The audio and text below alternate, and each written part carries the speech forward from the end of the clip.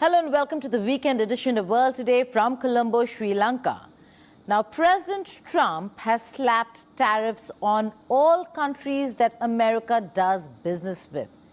The world woke up and was shocked to what they were going to receive and being at the receiving end of the United States of America.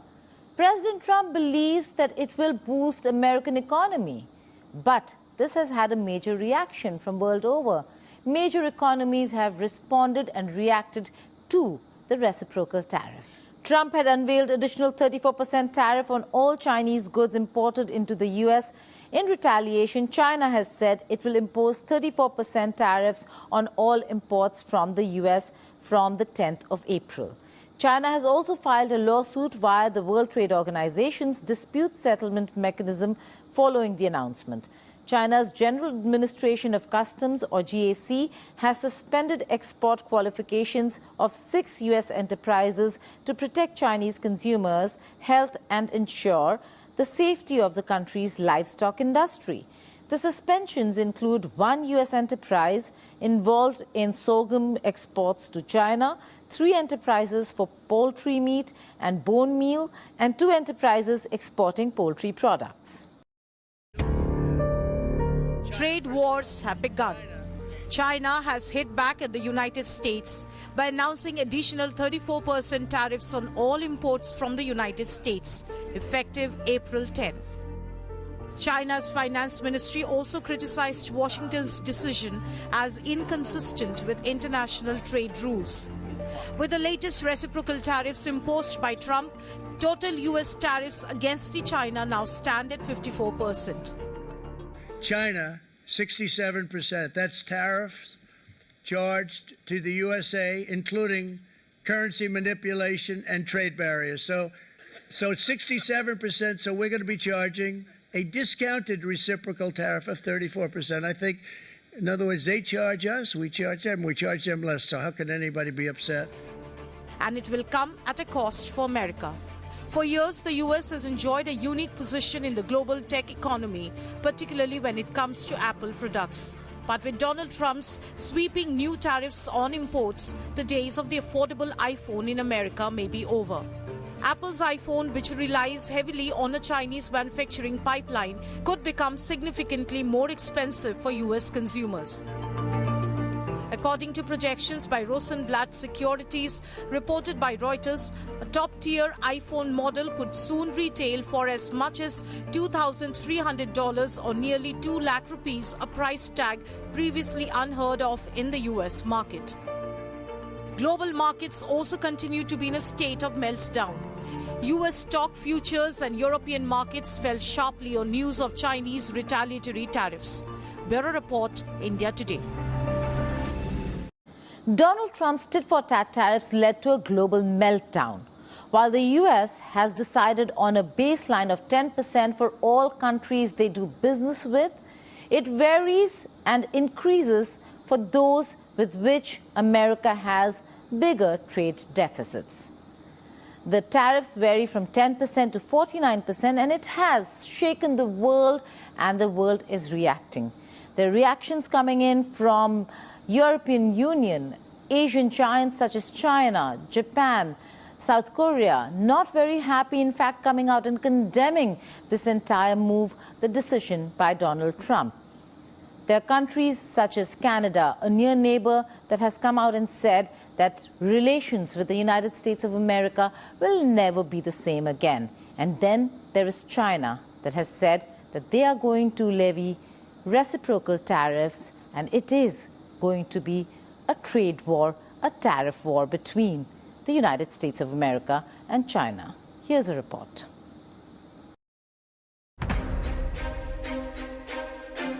World economy is yet to fully recover from the post-pandemic inflation surge. It's weighed down by record debt and unnerved by geopolitical strife. On top of that, it is now slapped with the latest round of U.S. trade tariffs unveiled on Wednesday. President Trump's announcement of universal tariffs on the whole world, including the European Union, is a major blow to the world economy. I deeply regret this choice. Let's be clear-eyed about the immense consequences. The global economy will massively suffer. Uncertainty will spiral and trigger the rise of further protectionism. Within hours of the US President's reciprocal tariff announcement, Brazil's Congress unanimously passed a reciprocity bill to allow its government to retaliate against any country or trade bloc that imposes tariffs on Brazilian goods. China, Japan and South Korea are in an agreement to fight Trump's tariffs together. All three countries are hit hard by Wednesday's announcement. The US side, under the guise of reciprocity, imposed tariffs on products from many countries, including China. This seriously violates WTO rules and severely damages the rules-based multilateral trading system. China firmly opposes this and will take necessary measures to resolutely safeguard its legitimate interests. Japan has repeatedly explained its concerns at various levels and has urged that unilateral tariff measures should not be taken. Despite this, the US government has announced comprehensive tariff measures, which is extremely regrettable. We have serious concerns regarding the compatibility of the WTO agreement and the Japan-US trade agreement. The US President has slapped all member countries of the European Union with a 20% reciprocal tariff. No one is happy about it. The US government is therefore treading a path that will only end up with losers. The European Union has the strongest single internal market in the world with 450 million consumers, and that gives us strength.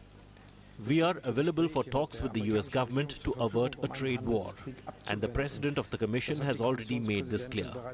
Germany and Europe continue to stand for free trade. We are focusing on cooperation, not confrontation, and we will defend our interests. Europe will respond to the US decision in a united, strong and appropriate manner. While most countries are hit hard, ranging between 10% to as high as 50% reciprocal tariff by the US President, countries like Russia, Canada, Mexico, North Korea and Cuba were left out of the list. The fact that Canada and Mexico weren't included in Trump's 2nd April tariff announcement does not mean they have escaped trade penalties altogether. The US had already imposed a 25% tariff on imports from both countries earlier this year, with a lower 10% rate on Canadian energy and potash. Additionally, goods entering the US under the US-Mexico-Canada agreement remain exempt from these new duties. But auto parts and other products will face new levies starting Thursday. Bureau Report, India Today. The International Trade Center has said that Japan stands to lose about $17 billion in car exports in the U.S., given the tariffs that have been levied by Donald Trump that amounts to about 25% in the automotive sector. President Donald Trump's administration had confirmed 25% global car and truck tariffs and duties on automotive parts imports that will be launched on the 3rd of May. According to the UN trade agency, Slovakia, Japan and Honduras are some of the countries highly exposed to US tariffs on automotives. Taiwan's government has also announced an $88 billion Taiwanese currency worth of financial help for companies and industries to deal with the impact of US tariffs. The Taiwanese government said it regarded the tariffs as unreasonable. The country's finance minister said the government would also provide an interest rate reduction on loans for exporters worth 200 billion Taiwanese dollars. Meanwhile, Cambodian Commerce Minister Cham Nimul had refuted US President Donald Trump's claims that Phnom Penh imposes a high tax rate on US goods entering the country and said that the effect of Trump's latest tariffs will be felt by the United States first. The Spanish government will too implement a 14.1 billion euro plan to cushion the impact of the new US tariffs on the Spanish economy. Italian Prime Minister Giorgia Meloni said negotiations on tariffs between the US and the European Union should aim at lifting all of them. US President Donald Trump said The market slide due to his decision to impose tariffs was expected, and the step was needed to heal the economy, which he called a sick patient. First, we'd love to get your reaction, sir, to what's going on in the financial markets today. Well, I mean, it's to be expected. This is a patient that was very sick. We really inherited a terrible economy, as you know, with a lot of problems, including loss of manufacturing and plants closed up all over the country. You know, we've lost 90,000 plants since NAFTA, if you think of that. 90,000. It's not even believable. And about 6 million jobs. And so it was a sick patient. It went through an operation on Liberation Day. And it's going to be a booming country. A very booming country. It's going to be amazing, actually.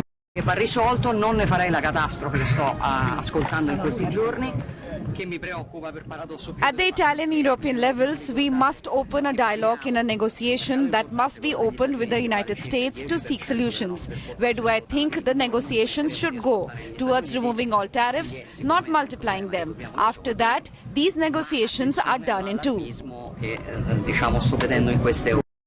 After Trump's sweeping tariffs, Prime Minister Mike Carney said Canada has got the best of a series of bad deals, but also added and vowed to fight this measure. Trump imposed a 25% tariff on Canadian steel and aluminium from March and slapped import duties on cars and parts based on non-US content and non-compliance with the free trade deal. He also announced sweeping reciprocal tariffs aimed at all US trading partners. According to data from Friday, Canada's total employment fell and the unemployment rate ticked up in March, as the uncertainty around tariffs and their subsequent implementation forced companies to pause hiring and spurred some layoffs. The Bank of Canada said last month that Canadians were more worried about their job security and financial health as a result of the trade tensions, and they intend to spend more cautiously. With respect to the reciprocal tariffs, which is what the Americans are calling the series of tariffs announcements this week, Canada got the best of a series of bad deals. That's true. We did get a better deal than any other country. But we also have the reality that in place are tariffs that came from the unjustified tariffs that came from the fentanyl issue, an issue that we have put enormous efforts into addressing on both sides of the border, tariffs that are in place on aluminum and steel, and then tariffs that entered into force as of yesterday in our automobile sector. And so all of those in contravention of our trade agreements with the United States. So I don't think this is time for celebration. It's a time to fight those tariffs. It's a time to protect our workers and the companies affected. And it's time to build, including our cultural institutions. President Donald Trump announced tariffs against India, whilst praising Prime Minister Narendra Modi and calling him a good friend. He also added that India has been unfair when it comes to trade and trade practices, and therefore the reciprocal tariffs. But there is a breather for India in all this. There are some sectors that are exempt, such as critical minerals, lumber, semiconductor, chips industry. These are areas that could find some space to breathe. But more importantly, Government of India is analyzing data and looking at how to turn this adversity into an opportunity and become maybe an alternative when it comes to trade and global supply chain.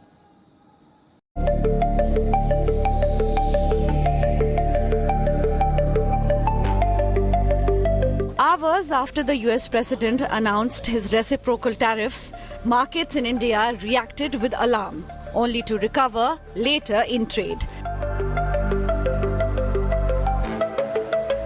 The revelation that sectors like pharmaceutical, copper, energy and bullion and precious metals have been exempted from the tariffs energized investors. All these sectors are big contributors to the export kitty. The first phase of new tariffs on India will kick from 5th April. The rest, 17%, will go into effect from 10th April. They will exclude vehicle and auto spare parts as well as steel and aluminium, which already attract 25% tariffs. Exporters feel the tariff put India in a better position than its big competitors, China, Bangladesh, Vietnam and others. 26% is quite consumable by the exporters, because it is, this I am telling because the tariff imposed on the other countries, our competitive countries, China, Cambodia, Bangladesh, Sri Lanka, I mean, which are our competitive countries, this is much less. Whatever the advantage China had on the cheap raw material, that advantage is gone. I think this is good. India should be thankful to tariff, not to impose more. The US has been the largest export market for India in the past few years. What also made India a prime target for the tit-for-tat tariffs is the huge trade surplus India enjoys with the US. Politics aside, economists too have been apprehensive about the impact of the US reciprocal tariffs on the Indian economy. Prior to the imposition of tariffs, economists had projected a 10 to 30 basis point hit to India's GDP growth from the US tariffs, in part due to export restrictions and in part because of the economic uncertainty. Bureau Report, India Today.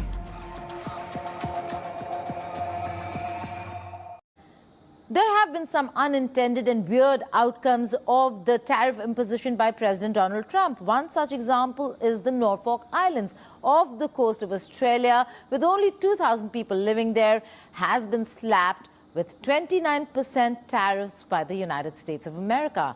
Another one, Heard and McDonald Islands, home to penguins, has been imposed with 10% tariffs. These are the satellite images of an unheard island in the Antarctica, the Heard and the McDonald Islands. It is a part of Australia and no one lives here, but it is caught up alongside global heavyweights in the US President Donald Trump's sweeping tariff regime. Heard and McDonald Islands, with no human population, faces 10% tariff for exports to the US. Norfolk Island, another tiny Australian territory, 966 kilometers off the mainland's eastern coast, now faces a hefty 29% US tariff on exports. The rugged volcanic island in the southern Pacific does ship a modest amount of Kentia palm seeds abroad, worth less than $1 million a year, and that too mostly to Europe. Norfolk Island, interestingly, is I think 29%. I'm not sure what Norfolk Island major exports are to the United States and why it's been singled out, but it has. With 2,188 residents, Norfolk is amused by the tariff strike. The US government data has recorded trade deficits with Norfolk Island for the past 3 years. The island exported $200,000 to a maximum of $700,000 in these 3 years, while its imports from the US stayed at $100,000 in those years. Bureau Report, India Today. Prime Minister Modi concluded his two-day visit to Thailand for the BIMSTEC summit. He's now in Sri Lanka for a bilateral visit, but a lot happened in Thailand. Not only did the countries adopt the Bangkok Vision 2030, he held meetings on the sidelines of the BIMSTEC summit with leaders, which included Bangladesh's chief advisor, Mohammad Yunus. Prime Minister Narendra Modi meets Bangladesh's chief advisor Mohammad Yunus on the sidelines of the BIMSTEC summit in Bangkok on Friday. This was their first meeting since the ouster of Sheikh Hasina from Bangladesh. India took up the issue of atrocities against Hindus in the neighboring country during the talks. Minorities की अल्पसंख्यकों की जो वहाँ पे हालत है और इस विषय को लेके प्रधानमंत्री जी ने इस मुद्दे को खुल के सामने रखा। जो जिम्मेदारी है वो बांग्लादेश सरकार की है और उन्होंने आशा जताई कि बांग्लादेश सरकार इस विषय पे अपनी जिम्मेदारियों पे खरी उतरेगी और इन चीज़ों को आगे इनकी जांच करेगी। The Yunus regime on its part raised the asylum given to Sheikh Hasina by India. আমাদের যেগুলো স্বার্থ সংশ্লিষ্ট যতগুলো বিষয় ছিল সবগুলো বিষয়ই আমাদের চিফ অ্যাডভাইজার মহোদয় সেই মিটিংয়ে বলেছেন। যেমন শেখ হাসিনার প্রত্যর্পণ বিষয়ে কথা হয়েছে, শেখ হাসিনা যে ওইখানে বসে অনেক ধরনের ইনসেন্ডিয়ারি কমেন্ট করছেন সেগুলো বিষয়ে কথা হচ্ছে। शेख हसीना का सवाल है और उनके सिलसिले में जो बांग्लादेश की ओर से हमारे पास इस मुद्दे पे एक निवेदन आया है। इस समय इस विषय पे कुछ और कहना मेरे लिए उचित नहीं होगा। Prime Minister Modi reiterated India's support for a democratic, stable, peaceful and progressive Bangladesh. The talks between the two leaders takes place just days after Yunus invited China to expand its influence in the region. 7 states of India, eastern part of India, called Seven Sisters, they are landlocked region of India. They have no way to reach out to the ocean. We are the only guardian of the ocean. In the meeting on Friday, the two leaders appeared to break months of chill. Yunus presented a throwback photo to Prime Minister Modi. The portrait showed Prime Minister Modi presenting a gold medal to Yunus at the 102nd Indian Science Congress in 2015. With Geeta Mohan, Bureau Report, India Today. And here are some other stories from across the world in World at a Glance.